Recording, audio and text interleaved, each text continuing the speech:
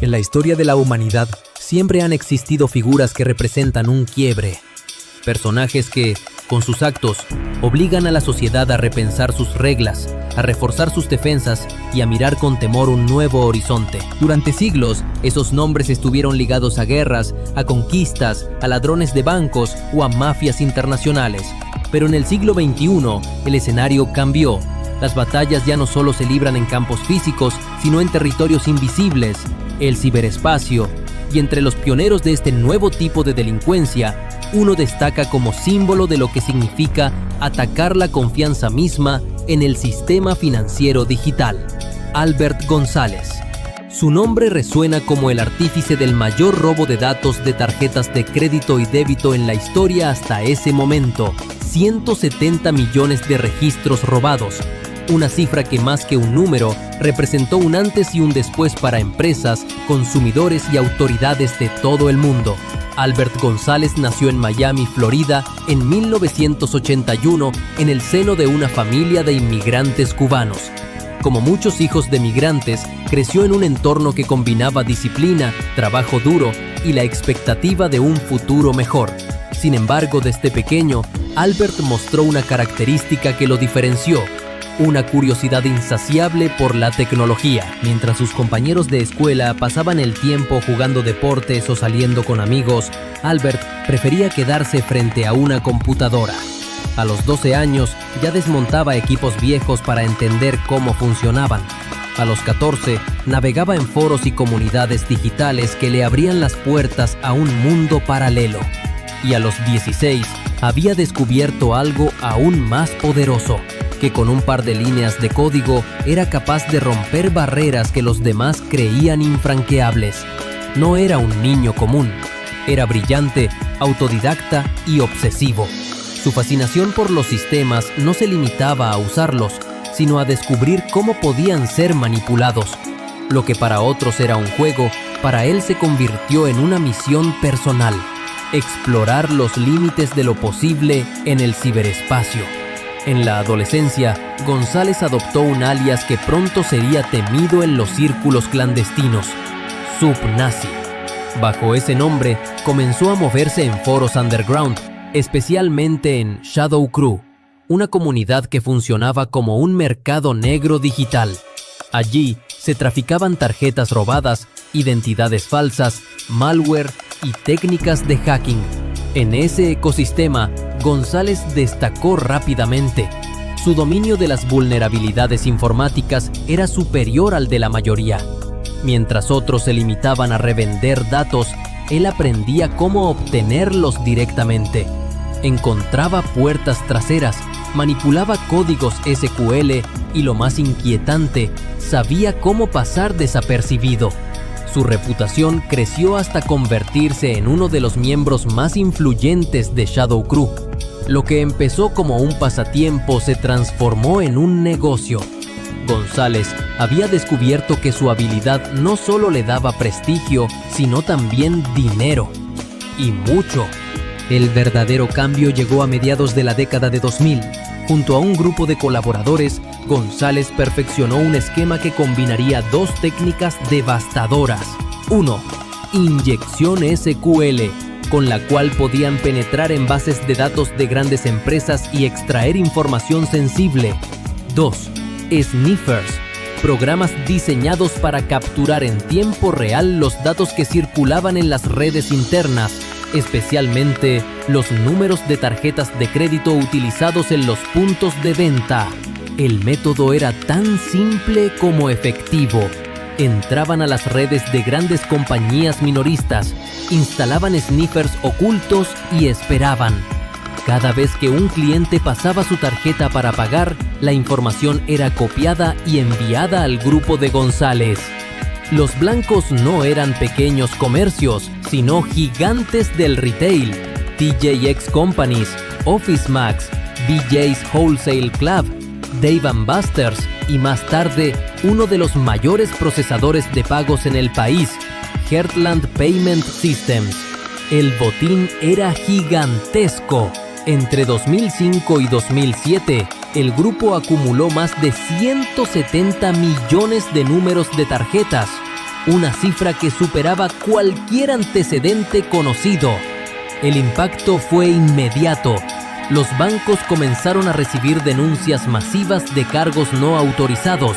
Las empresas enfrentaron pérdidas millonarias, demandas y un daño a su reputación difícil de calcular.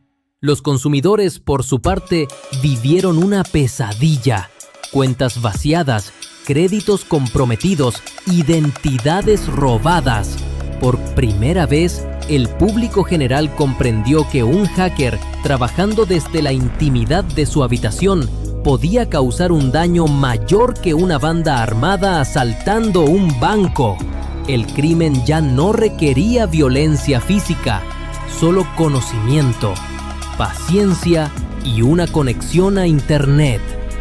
Aquí surge una de las ironías más sorprendentes de la historia. Mientras lideraba algunos de los mayores robos de datos de la década, Albert González también trabajaba como informante del Servicio Secreto de los Estados Unidos. Tras un arresto inicial por fraude con tarjetas, había aceptado colaborar con las autoridades a cambio de una reducción de condena. Su tarea era ayudar a desmantelar redes criminales en la dark web, y lo hizo. Gracias a su información, varios delincuentes fueron capturados. Pero al mismo tiempo, González mantenía su doble vida. Mientras entregaba a competidores, fortalecía su propio imperio clandestino. Estaba jugando en ambos bandos, convencido de que podía manipular incluso a las autoridades que lo vigilaban. La suerte de González comenzó a desmoronarse en 2007. Investigadores federales detectaron patrones que conectaban varios ataques entre sí. El robo masivo contra Heartland Payment Systems en 2008 fue el punto de quiebre. Más de 130 millones de tarjetas comprometidas en un solo ataque. La presión se intensificó. El FBI y el Servicio Secreto rastrearon movimientos financieros, conexiones en foros y direcciones IP. Poco a poco, todas las piezas apuntaban hacia un mismo hombre, el hacker de Miami que alguna vez había sido su colaborador. En 2008, en un hotel de lujo en Miami, González fue arrestado. En su computadora personal encontraron pruebas irrefutables, listas con millones de tarjetas robadas, instrucciones para sus colaboradores y datos de las compañías atacadas. Además, descubrieron un detalle digno de película. Había enterrado más de $1 millón en efectivo en el patio de la casa de sus padres. El proceso judicial fue seguido con atención internacional. Los fiscales lo presentaron como el mayor fraude con tarjetas de crédito de la historia. Las empresas exigían compensaciones, los bancos clamaban por justicia y la opinión pública veía en González la personificación de la amenaza digital. En 2010, finalmente, Albert González fue condenado a 20 años de prisión federal. La sentencia fue una de las más severas impuestas por delitos cibernéticos en Estados Unidos. El mensaje era claro: el cibercrimen ya no era un juego de hackers, sino un delito de máxima gravedad. Más allá de la condena, la historia de González dejó lecciones profundas.